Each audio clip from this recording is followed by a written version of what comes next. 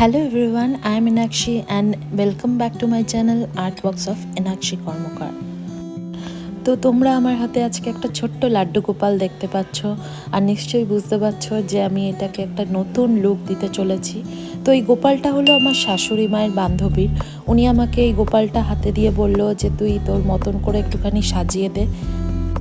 তো এই গোপালটা কিন্তু মা সুন্দরভাবে স্নান করিয়েছে দই দিয়ে, আর তারপরে আমি সুন্দরভাবে বসে পড়লাম এই ছোট্ট লাড্ডু গোপালটাকে নতুন একটা শৃঙ্গার দেওয়ার জন্য।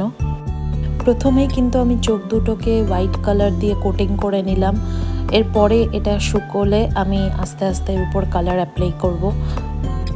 এখন আমি আইব্রোটা করে নিচ্ছি। আইব্রোটা একটু মোটামোটাই রেখেছি, দেখতে ভালো লাগে। দূর থেকে যদি দেখে মানে স্পষ্ট যাতে বোঝা যায় আমি সেরকমভাবেই করার চেষ্টা করেছি। বেশি কারুকার্য না করে একদম সিম্পলের উপর আমি রাখার চেষ্টা করেছি গোপালের মানে যে শৃঙ্গারটা সেটা।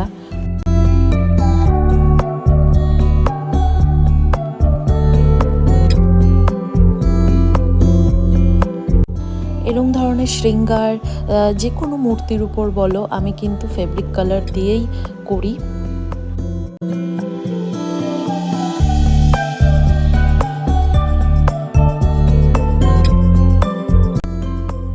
চোখের মণি দুটোকে কিন্তু আমি একদম মানে নর্মালের উপরেই রেখেছি। আমার ব্লু কালার, পিঙ্ক কালার এরকম ধরনের চোখের মণি ঠিক ভালো লাগে না, তাই আমি আমার মতন করে করার চেষ্টা করেছি।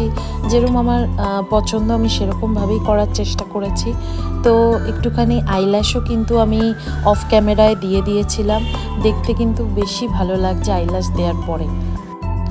এরপরে আমি লিপটাকে কমপ্লিট করলাম, দেন হেয়ারে পুরো ব্ল্যাক কালারের কোটিং করলাম।